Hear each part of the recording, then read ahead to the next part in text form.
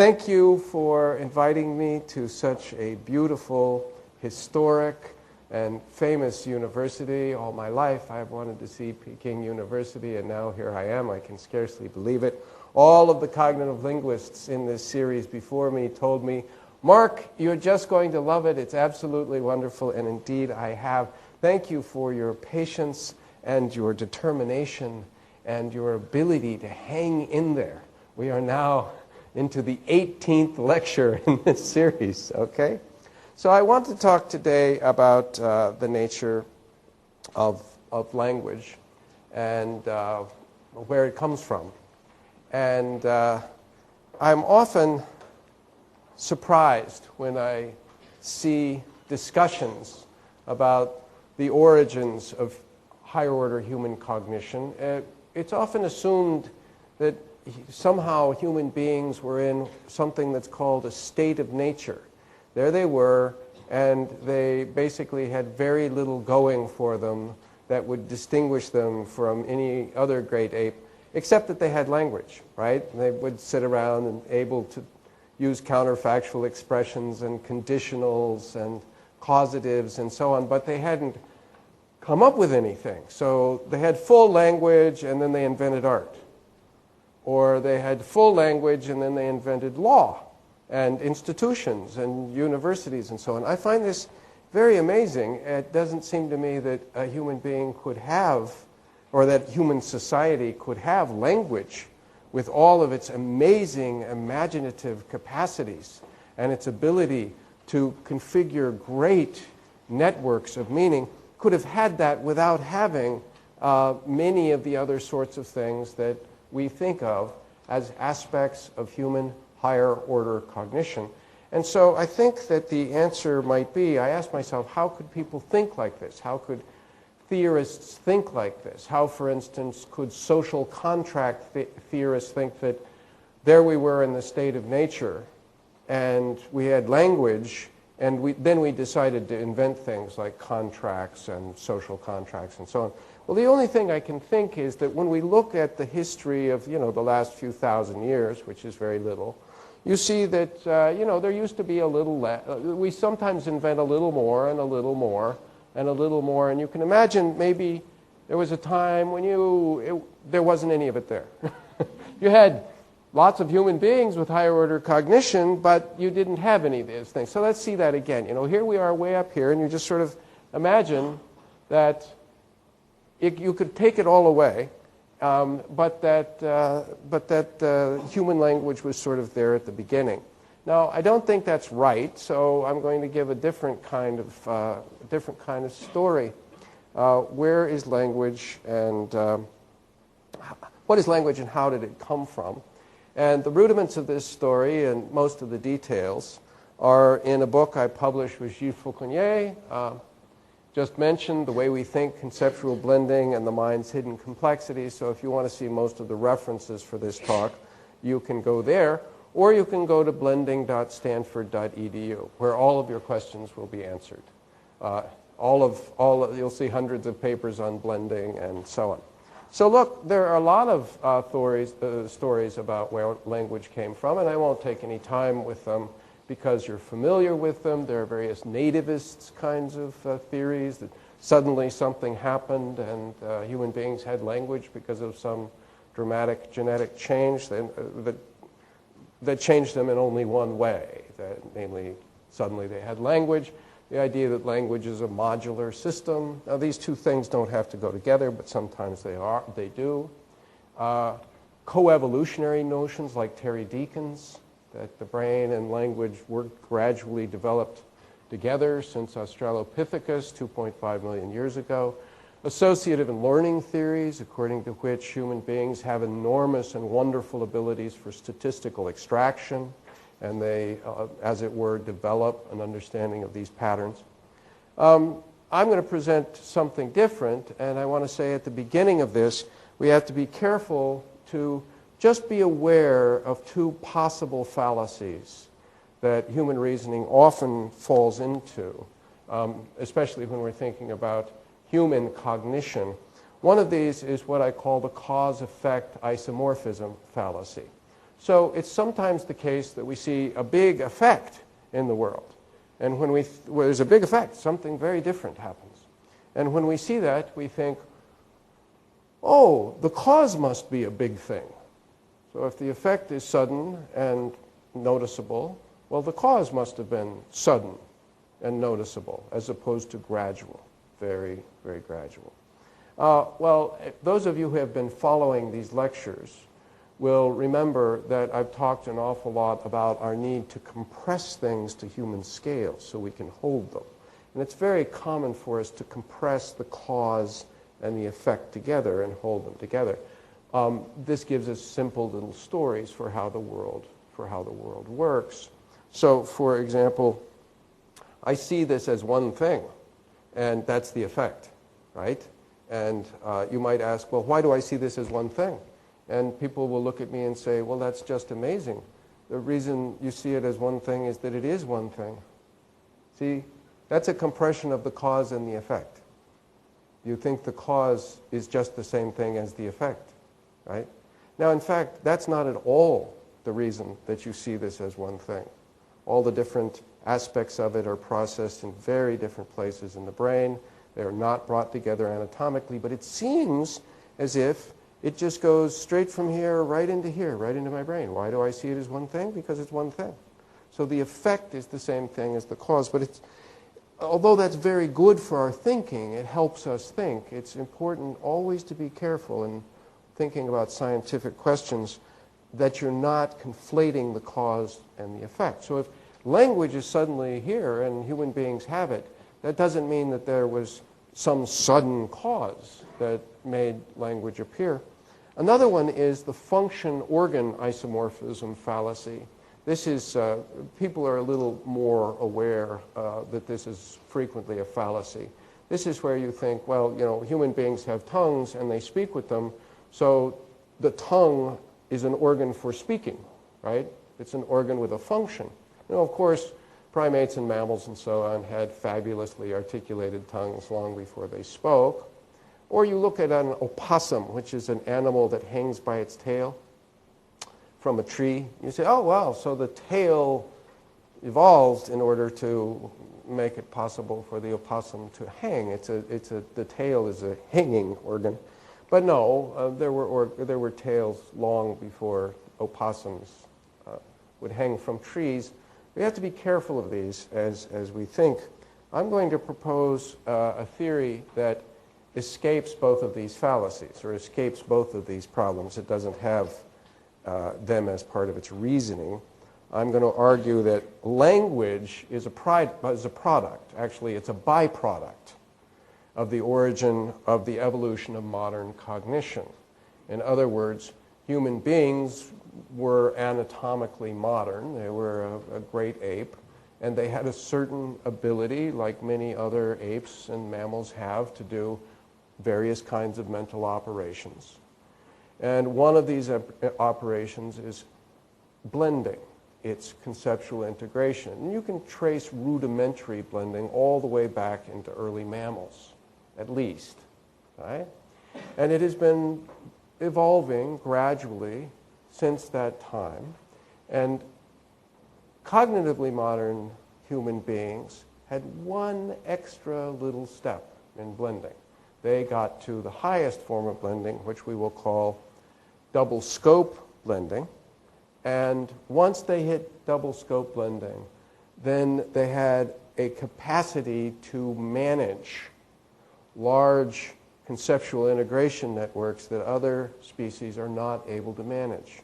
And this ability made it possible for us to have art, music, advanced social cognition, advanced tool use, fashion, mathematical insight, scientific discovery, language, right? And that these things came up together, supporting each other, not because one of them came up and then it made the others possible, but because double scope blending evolved as one more gradual step, and that made all these other things possible. So in this story, preview of coming attractions, in this story, there's a long, gradual evolution of mental ability, conceptual integration. Gradual evolution of the ability from early mammals up to us. And then when you get to this step, language becomes possible. So the effect, language, is fairly sudden in the history of human beings, in my view, is fairly sudden. And it's a big deal. It's a singularity. But the causes are not sudden or singular. The causal development has been going on for a very, very long time, right? So conceptual integrations, human beings have a remarkable ability to perform a basic mental operation we call conceptual integration or blending. In particular, what really separates us so dramatically from other species is we have the ability to do the most advanced form. They can do rudimentary blending, but we can do the most advanced form. Other species have the ability, as I said, to do rudimentary blending, but it's been around a long time. And the evolution of double scope blending made human singularities possible: language, art, science, advanced tool use, and so on. And these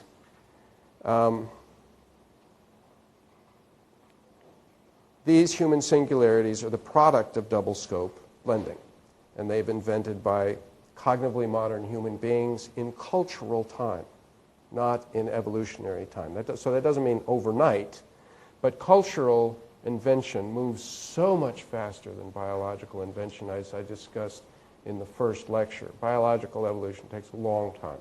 You get differences in different species. Cultural evolution just swamps it out. Once you get to the point of double scope blending, then you can develop new meanings without need of new biology. So we've seen this story of double scope blending many times. There's one mental space. I'm just symbolizing it with a yellow circle. Somebody's thinking about one thing, maybe getting on the plane and thinking about getting on the plane. And in another scene, this person is thinking about maybe sometime he was in Beijing and had roast duck or duck soup or zongsha on Dragon Boat Festival Day or something like that. You know, wonderful, wonderful time and great conversation, and makes a connection between those two spaces. Namely, the plane is going to move the traveler someplace new and exciting. And over in the space of thinking about Beijing, all of those wonderful Chinese students took the professor's mind to a new place. See? And that's a kind of metaphoric or analogical connection. And you've seen very simple ones. A very simple one, for instance, is over here there's a person getting on the plane, and over there a person is having a conversation with Chinese students. And that's just an identity connector. But it's a very important one. So some of these connectors seem very simple. Some of these connectors are very complicated. And we've seen the way in which blending networks bring in previous blending networks that culture has provided for us. So I already have the idea of conversation as a conveyance that moves me along, and I'm pulling that in. But I can connect these two by selective projection. And in the blend, I can say, conversation is the magic jet plane that takes you places you never thought you could go, right? And suddenly, you know, I have a new kind of conception. We've seen many, many of these. Now, I'm going to be talking about things that are so basic that sometimes it's hard to see that they are blends.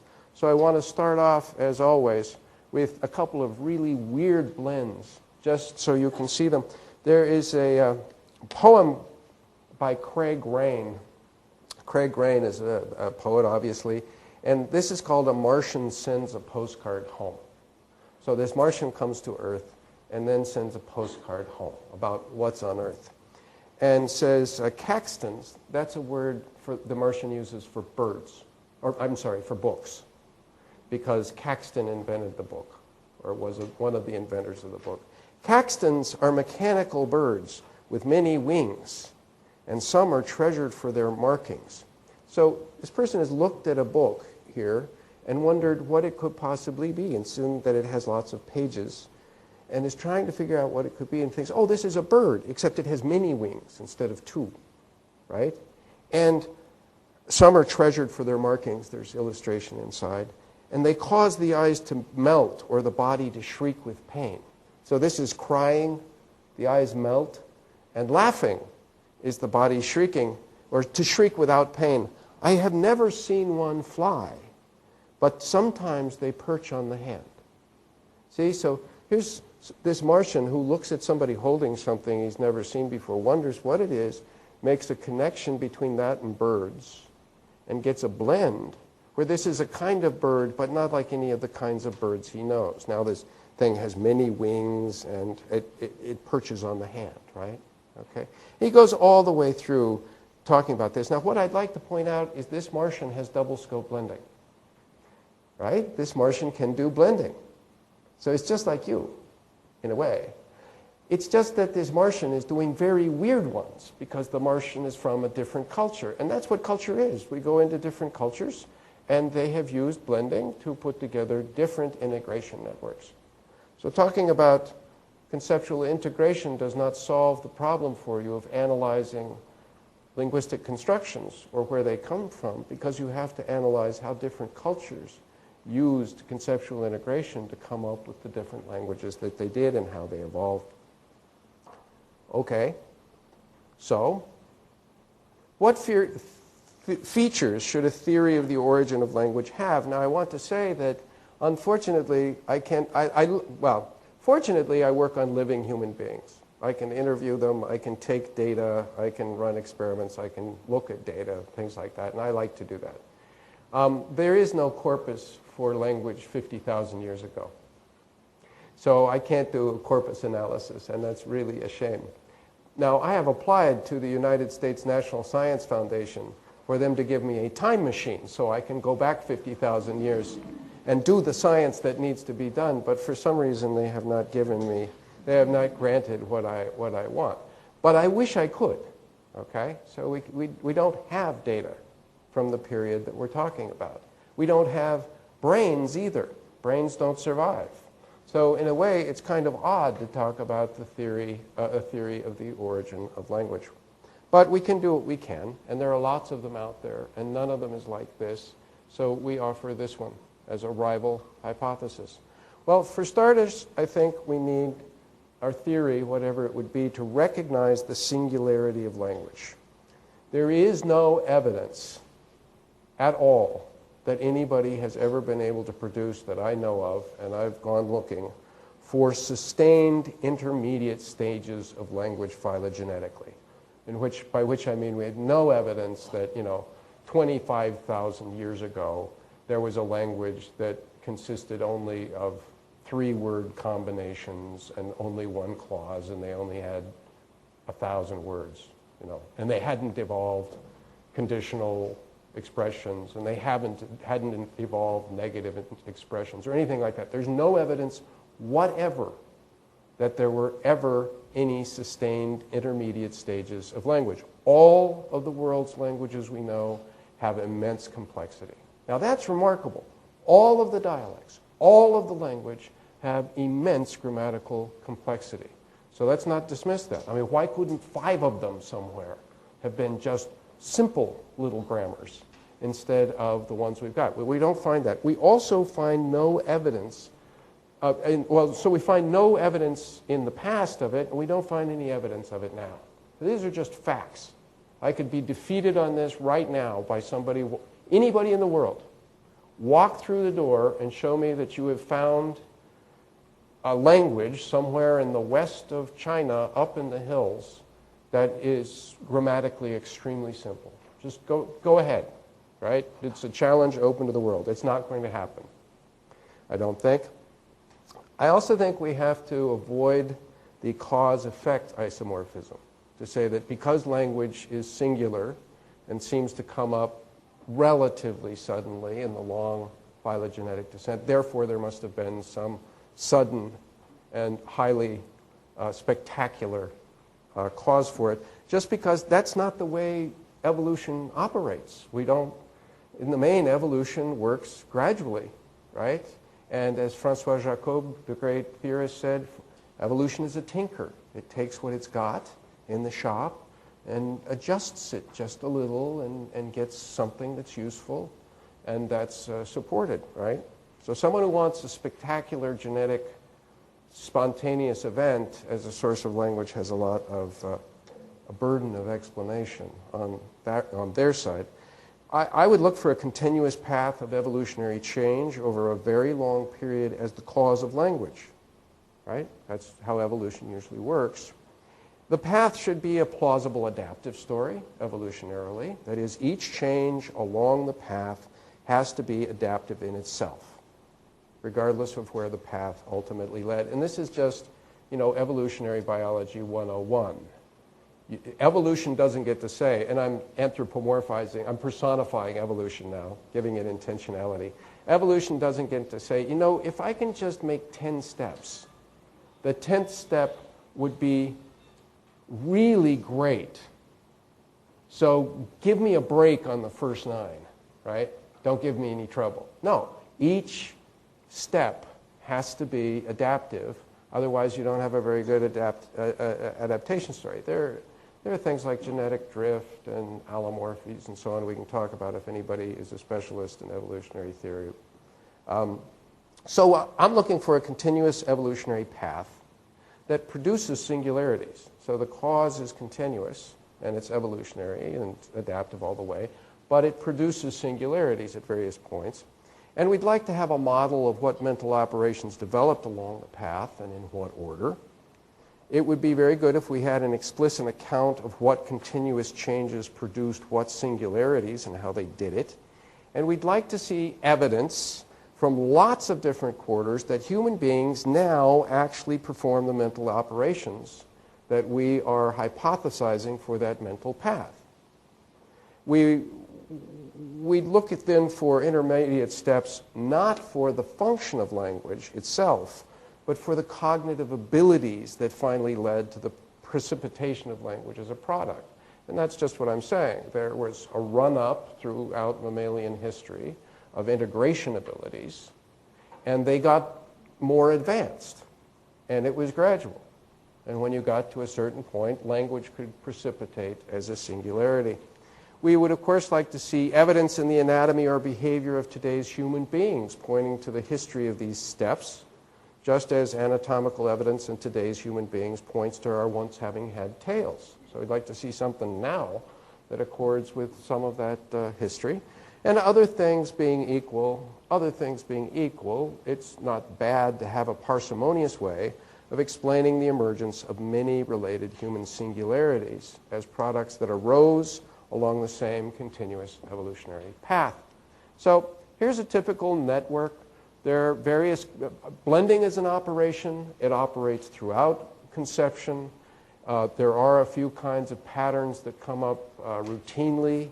These are just sort of reference points. Simplex networks, mirror networks, frame-compatible networks, single scope and double scope. Don't say when you encounter something that's a blend, well, which one of these 5 is it? Because blending runs over all conception, and these are just a few special points. It's sort of like, 1 is a special number, and 100 is a special number, and 10 is a special number, but there's an infinity of other numbers along the gradient. Blending networks compress to human scale, and we've seen a couple of ways in which that can happen by borrowing a compression. So, for instance, and you are digging your own financial grave, the digging of the grave is already compressed, and I'm using it to compress into a blend somebody investing and going bankrupt, which is very diffuse. Or if Clinton were the Titanic, the iceberg would sink, right? The Titanic, it's a very compressed frame. The boat hits the iceberg and sinks. Something hits one thing, boom, down. And I'm using that compression to understand a whole range of political stuff, lots of agents over time and so on. And of course, I end up with this very creative blend. The one thing you know about the Titanic is it does not sink, but in the blend it does. The one thing you know about icebergs is they cannot sink because ice is less dense than water. They can be submerged, but they can't sink, but in the blend they can, right? So these come from the target, not the source. The other way, another big way, is to compress outer space vital relations into inner space compressed structure in the blend. So we've seen this many times. We saw, for instance, when we took the 6 milers from back beginning in 1954 up to 1996, and we put them on one track, these 6 world record holders, and compressed them to one thing. Well, we took the time and analogy relations that are outer space in the sense of between mental spaces and compressed them down into tight structure inside one mental space. Now, we just have one race, and it's happening at the same time, right? We saw that in counterfactuals and words like missing. So I say put the pear juice in front of the missing chair, right? And you have an idea maybe over here that chairs should be equally spaced around a table. So you're just looking at the table, and now you know where the missing chair is. This word missing is special. It says, okay, there's going to be some disanalogy between what you see or what you perceive and a normal conception or maybe a memory. And I want you to compress that disanalogy down into a special feature, and that feature is missing. See, now the chair conceptually is there. It just has a feature. It's missing. That's a compression of an outer space connection, namely the disanalogy, analogy and disanalogy, to an inner space feature. And we have language for that, adjective plus noun. It's like the red chair, the wooden chair, the missing chair, right? And we have lots of words like this: gap, mistake, accident, whole, right? All of these things are prompts to get you to compress an outer space network into a feature in the blend. Another kind of compression of outer space we saw is when you have analogies and disanalogies, they get compressed to change for a unique element like this. So here are analogies across all these spaces, these mental spaces. So that's what I mean by outer space, from space to space. And wherever there are analogy connections, there are always disanalogy connections. And these get compressed to change for an identity and even to uniqueness and change for that unique thing. So it ends up looking like this, right? Uniqueness and change. And we can use that for things like the cars get 3 feet bigger when you enter Pacific Heights. And we don't mean that when you drive into Pacific Heights, your car suddenly gets 3 feet longer. We mean what? Well, there are all these cars, and there are analogies and disanalogies across them. And these ones over here in Pacific Heights are 3 feet longer than these. So the cars don't actually get 3 feet longer, but in the blend they do, because you have change for a set instead of just disanalogy and analogy. The fences get taller as you move westward across the United States. The paint gets darker as you move down the wall. Now, of course, no paint is getting darker. It's just that the paint down here is a different color from the paint up here. So there's analogy and disanalogy across all these paint spots. And they get compressed to the blend. And now the paint, which is a unique thing, gets darker. It's very important. If you can't see that, you need to stop right there and work hard. You need to see when I look here, no paint is changing color. It's not, nothing is changing. It's static. But I can say the paint gets lighter as you move to the window, as it goes to the window, right? Perfectly fine, okay? We saw that caused motion constructions let us compress things to a blend. We saw that resultative constructions help us compress to a blend. We saw ditransitive constructions helping us compress to a blend. This is in our previous lectures. Now, there are a few findings of conceptual integration theory that are important. One of them is that the patterns that you see in category extensions, analogies, metaphor, framing, counterfactuals, grammatical constructions, things that have been taken to be very different kind of mental operations with different systems, are not driven by different mental operations. These are all products of conceptual integration. They feel different, and we have to account for why they feel different and what's different about them. But what is different about them is not a difference in mental operation underlying them. Okay? Finding number 2 is that we are able to take a lot of these big networks and compress them into human-scale manageable blends. So we've talked about that before. And finding 3 is that conceptual integration networks fall on a complexity gradient. There are some that are way down at this end, like simplex networks, and we have no reason to think that mammals can't do them. But there are also mirror networks and single scope networks and double scope networks and a number of different that are more advanced. There's a continuum of difficulty in putting together these networks. We don't have any difficulty with any of them, but that's because we are cognitively modern human beings. For us, this is all duck soup.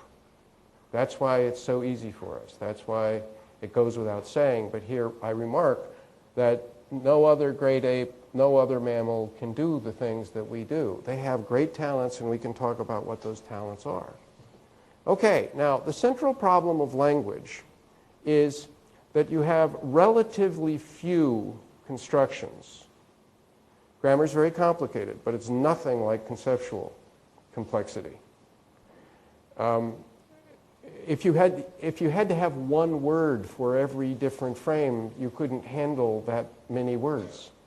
You have to have relatively few linguistic constructions that you can use and combine to talk about almost anything. You have to have words like food that can apply very widely, or you, or I, or brown. Those are open class words. You have to have closed class words like I and you.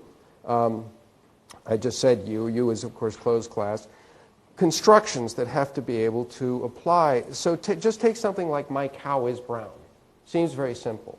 But think of all the people who could say that in all the different situations, of all the different cows, including things that you might not think was a cow until somebody said that.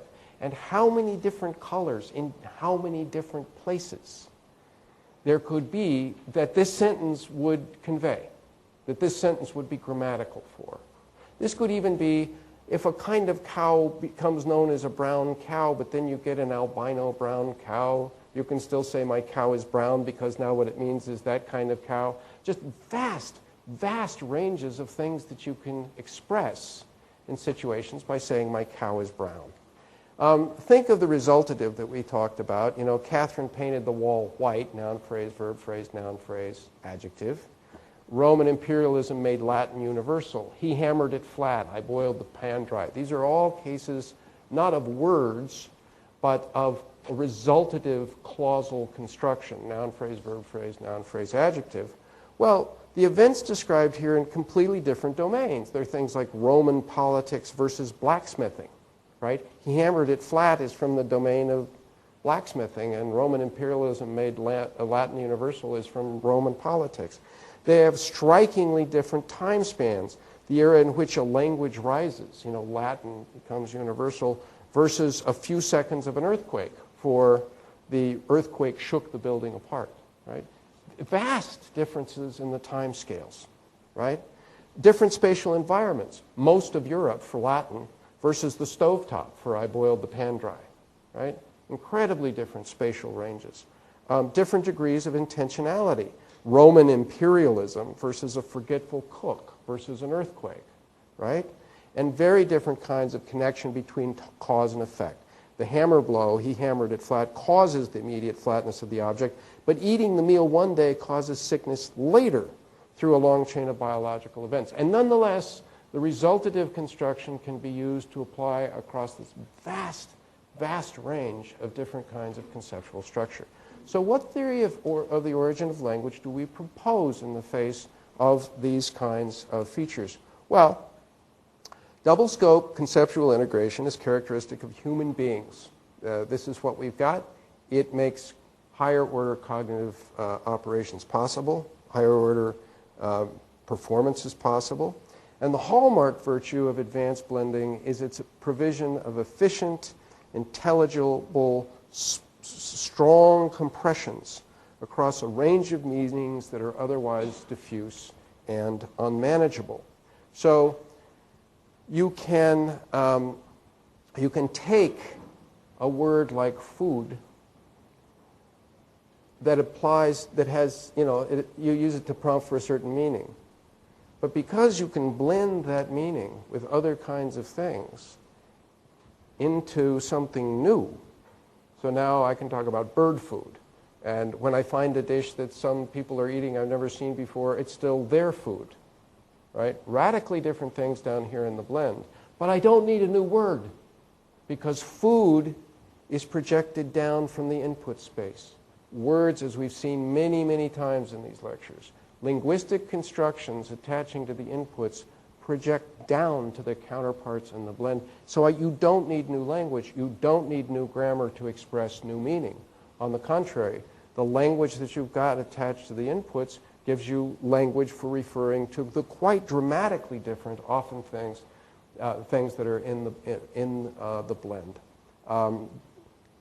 So the development of blending capacity was itself gradual and required a long expanse of evolutionary time. Basic blending goes back as far as the evolution of mammals, as far as we can tell. And each step in the development of blending capacity was adaptive, from very simple simplex blends like framing to very creative double scope blends, which is what we can do. We, of course, can do all of it. Each step of the capacity would have been adaptive, because each step gives increasing cognitive ability to compress, remember, reason, categorize, analogize. And there is ample evidence of intermediate stages in the development of blending capacity. Some species, for example, seem to be able to do simplex networks. So there they are right now. And they can do what seem to have been earlier stages in the run-up, phylogenetic. Others seem to be able to do slightly more unusual simplex networks. If you take a chimpanzee, as Michael Tomasello has, working in strong areas of like food and dominance relations, you can see the chimpanzee working at the limits of the ape brain, maybe to understand that the goal-directed other chimpanzee maybe doesn't know what this chimpanzee knows. Working at the limits of the ape brain in those very strong areas. There's no indication that chimpanzees can understand that another chimpanzee has a false belief, for example. That's off the charts at the moment. But the chimpanzee does seem to be able to stretch a little bit. So right now, we see evidence of blending capacities that would have been earlier. There is also ample evidence of intermediate stages in human beings. That is, we can do simplex blending. We can do frame-compatible blending. We can do, right now, and we do it all day long. We can do all of the rudimentary forms of conceptual blending. It's not just that we got the double scope blending and then that's all we did. No, we can do all of them. A special level of capacity for conceptual integration has to be achieved before a system of expressions with a limited number of combinable forms can cover an open-ended number of situations in framing. And this is what we have. Our language, what defines a full language, is its equipotentiality. You can use the constructions you've got to talk about anything. This includes even little kids who have, 18-month-old children who have relatively few words and relatively few constructions that they are learning. Look at Michael Tomasello's work on constructing a language. And we do this through a whole life. We develop a larger and larger array of linguistic constructions. But even with the limited ones that they're developing, which of course they can develop because they are double scope blenders, they can talk about anything. When the kid says, look, kitty, and there's a lion the child is pointing to, no problem. We can understand kitty is like food. The child doesn't know the word for lion yet, but it's got kitty, points and blends the meaning of kitty with this thing, and now the word comes down, and the child can use kitty or kitten or cat to express what it wants to express. Of course, it will get better, but the point is, throughout human expression, we have equipotentiality. We can use the forms we've got to talk about anything, right? Somebody like Kanzi, the great bonobo, taps out at about 250 pretty specific tokens. That's it. Just cannot get past that. the smartest bonobo anybody's ever found, with the best human cultural support. Taps out at 250, the brain of the bonobo just does not seem to be able to go further, no matter the amount of support. The 18-month-old human infant blows right by that barrier as if it doesn't exist. And the reason for that is it doesn't exist for the human child. The human child is doing something very different. And the indispensable capacity needed for this kind of language is double scope blending. Now, the development of double scope blending is therefore itself not a cataclysmic sudden event, but rather an achievement along a continuous scale of blending capacity. So there's no cause-effect isomorphism in the origin language. The cause was continuous, but the effect was a singularity. Language arose as a singularity. It's a new behavior that emerged naturally once the capacity of blending had gotten to double scope. Language is like flight. It's an all-or-nothing behavior. Now, when you look at the evolution of wings from dinosaurs to birds, right? The story there is gradual. At each step of the evolution, it was adaptive, even though the thing couldn't fly. Each step was adaptive. It did good things. But you can hop and stay in the air because of the force you've given yourself leaving the ground.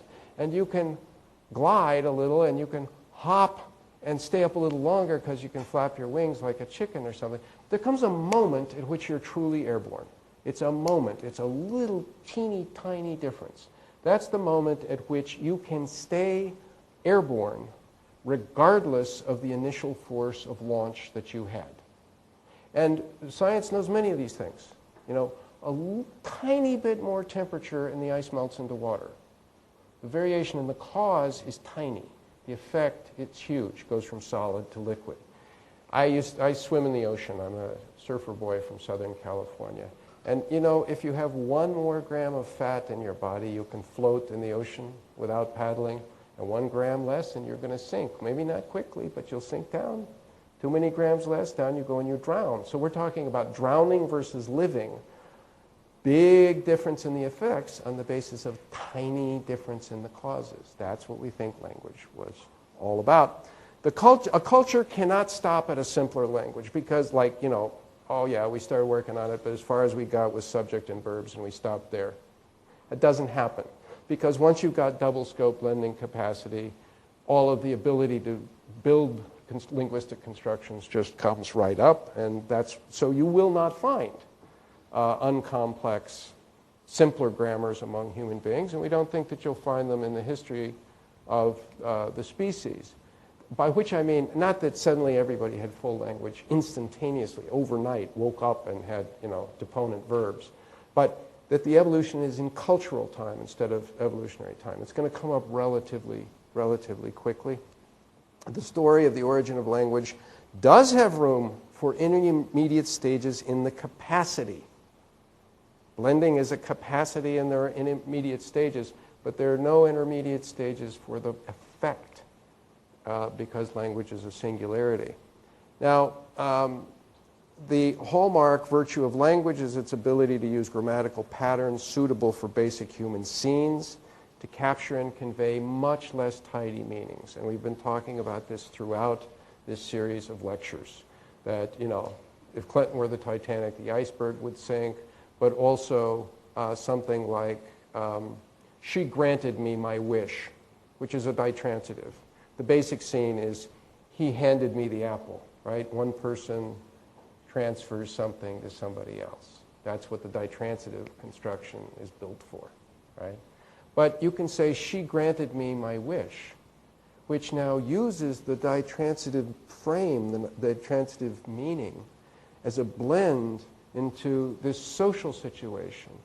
I can now say things like, the country denied me entry, where I'm taking a transfer meaning, but I put in a verb deny, which means blockage, and those two things lock together, and now it's the country.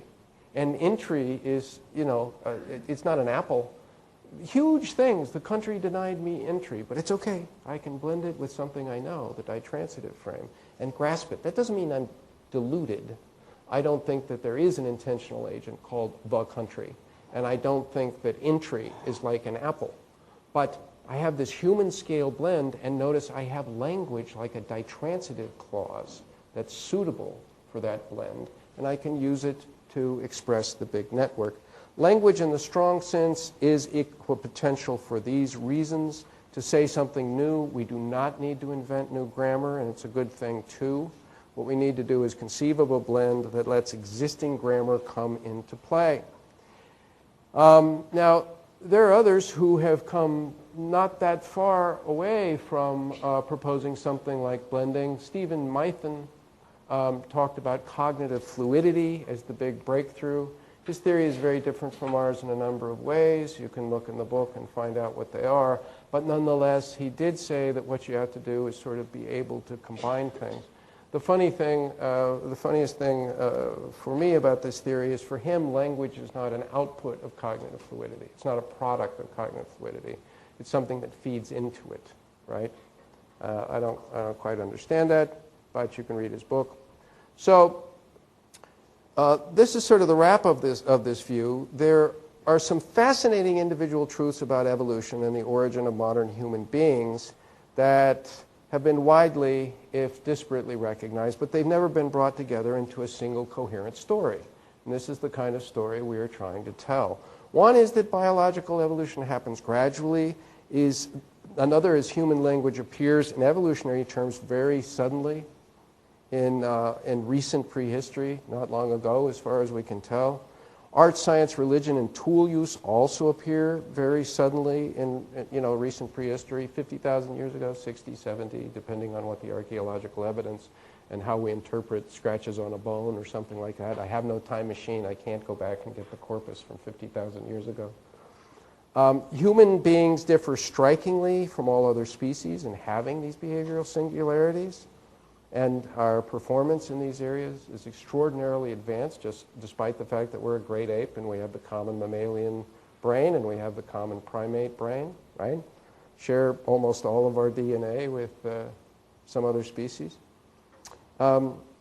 Anatomically, modern human beings have been around for about 150,000 years. That is, organisms that look like us, have the same bone structure, move like us, things like that.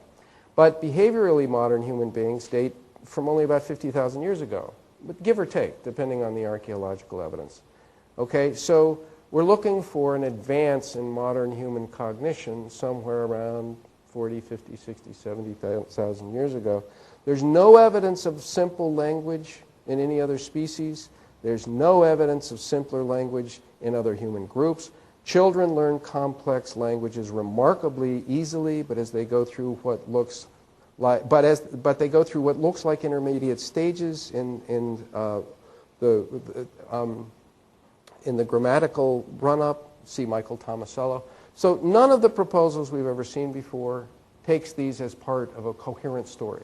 There's facts, big obvious facts that we should combined together, but there are anthropologists like Richard Klein, for example, in The Human Career, who offers the hypothesis that there was some kind of mutation about 50,000 years ago that produced a neurobiological change that made all of these behaviors possible. He doesn't have a theory of what the operation might have been, but he's an archaeologist and a paleoanthropologist, and he thinks that there needs to be one like that. And our proposal for the origin of language has ample room for full linkage across all of these singularities. That is, social cognition comes up at the same time as language, at the same time as advanced tool use, at the same time as counterfactual thinking. All these things cooperate together and help build. So we agree with Klein that the singularities are linked. We don't think that one of them caused the other. I mean, there are a lot of these hypotheses. Human beings got advanced tool use, and that made it possible for all the rest to come. Or they got language, and that made all the rest possible. Or they got social cognition, Machiavellian intelligence, and that made it possible for all the others. We don't think any one of these was the beginning and the root cause. We think instead that double scope blending is the underlying mental operation that makes it possible for all of these to come up. And so the book has got quite a bit of review of other theories and the discovery of mitochondrial DNA evidence that suggests that behaviorally modern human beings arose about 50,000 years ago out of Africa.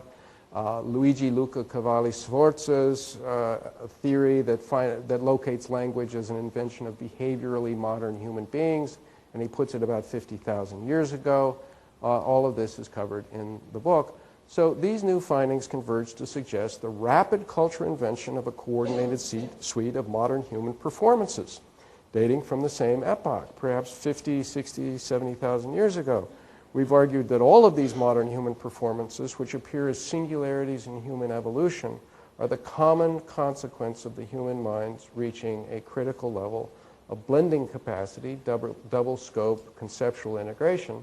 And although we do not have a time machine and cannot go back and verify this, we think from the evidence that exists now of the kinds of languages you can see, of the way in which children use language, of what we know about the way evolutionary biology works, we think that this is the best and most defensible hypothesis in the face of all this evidence.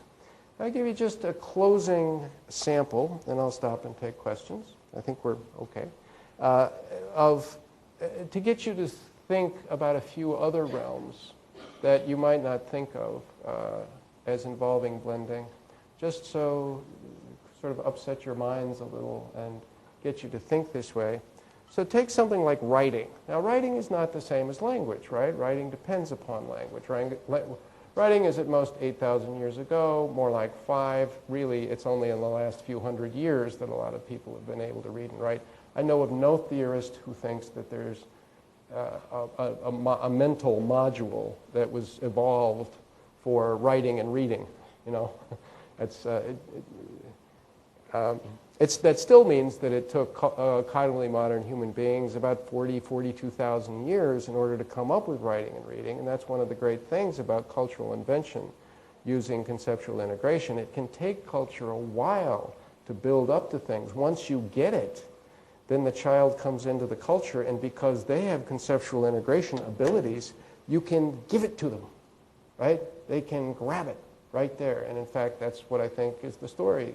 The baby is born with its double scope ability, and culture standing right there to hit it with the conceptual integration networks that the culture has developed. Here's how you talk to your mother. Here's Chinese. Here are tones. Here's word order. Here's chopsticks. Here's Dragon Boat Festival ritual, right? And it can happen very fast. The invention of complex numbers took a long time, and the greatest mathematical minds suffered with it for hundreds of years. I can teach a 17-year-old who's pretty good complex numbers in a week, and they get perfect score on the SAT test. Not because the 17-year-old is a mathematical genius, but because you can give them, by expression, the conceptual integration network that took the culture a long time to achieve. Writing is one of those things. Writing hardly seems like a watch or a coin or a cathedral, like one of these invented things that we use in order to do thinking. But when we look at it, what is writing? Well, you see physical marks on a stone or paper or a computer screen, and these marks are circulated through the community. Now, by themselves, these marks are meaningless. We just can't see it that way. You can't look. I can look at the Chinese back there. That's not true. I still see the characters. But when you were a child and you looked at the characters, you couldn't see words. You couldn't see language. And you worked very hard to get it. Now, when you look at it, you can't not see language. But it's really just a bunch of, that's because you've got the integration network and you're living in the blend. But they're really just a bunch of marks on paper. And if I could send that sheet of writing back 50,000 years, it would be useless. I mean, the piece of paper would be a marvel. But the writing just didn't exist. They wouldn't have had the slightest idea what to do with the marks, right? But we have the ability to look at the marks and integrate it with what we know of language and to live in the blend. It's a compression. It's right here in front of you. You can see it. Now, suppose a woman is reading a letter from her fiancé, who's a soldier at the front. He's in the war. What is she doing? From one perspective, she's looking at and distinguishing marks on a sheet of paper. But a horse or a pig can do the same thing. You can train a horse or a pig. Was that culturally odd to say horse or pig? Do these animals have special meanings in Chinese that I shouldn't have used? No? Am I okay? Yeah, a dog or a cat can be, a pigeon can be conditioned to distinguish marks on paper, right? So that's not, she's clearly doing something quite different from the pigeon or something, right? And so there's one input in which the woman is alone and she's looking at a material object. But there's another input in which there is her fiancé and her general capacity to hold a conversation, right? These are very different mental spaces, but they get blended together in such a way, selectively, so that there's emergent structure in the blend. Now there can be a conversation in the blend, but it's a special kind of conversation. He cannot answer questions that she would put to him, but we learn in the blend that we can write, we can imagine what the other person might want to ask. And we can write, of course, you will be wondering when I will come home. And so the blend can try to build in some question and answer ability back and forth of the discourse up here in the general capacity of language into sitting alone with marks on the paper, right? So this is really, really amazing, okay? Notice there's no audible sound from the fiancé. Now, the fact that writing consists of words comes from the space of speaking. And the specificity of those words and marks comes from the space with specific marks on the paper. So there are some marks here and some marks here, but these are different words because of the different specific marks, right? So when she looks down at the letter, she just doesn't imagine what her fiancé is saying. She looks at the marks, and the marks specify what the fiancé is saying. So the specificity, the general capacity to speak comes from what she knows of her fiancé, but the specificity of the communication comes from the marks. It's projected down from the marks. And so, for example, you get a mark like boy, B-O-Y, and that's supposed to connect to the sound boy, or more precisely, there's a whole category of marks. Look at them, they look different. This one, that one, that one, that one, that one, that one. They're all different marks. But we take them as all belonging to a category and as connected to a category of sounds because different people can pronounce the word boy in different kinds of ways. So that's a great compression. High pitch, low pitch, British accent, Australian accent, Hong Kong accent, in a whisper, and so on, right? It's amazing compression. And a proficient reader ends up with a general blending template for writing and reading. And I won't go on with this, right? It seems to us as if we're just expressing ourselves through writing and reading, but in fact these are elaborate double-scope compression networks. And it's of immense cultural importance to us, but it cannot exist without double-scope integration. But if you just step back a little, speech is the same thing. It doesn't seem that way, but speech is the same thing. Consider the scene in which the woman is actually listening to the speech of her fiancé, right? That seems like the basic human scene. This really works for us. We're human beings. We can do this.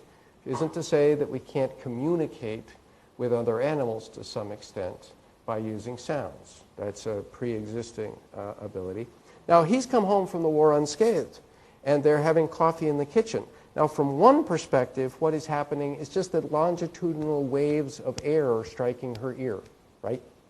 That's what happened. He's saying, something, right? And that's what's happening. And notice when I go, blah, blah, blah, blah, blah, blah, I have different specificity,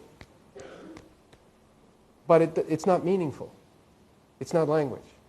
So I can make specific sounds and they can strike your ears. That's fine. That's one scene. That's what's happening.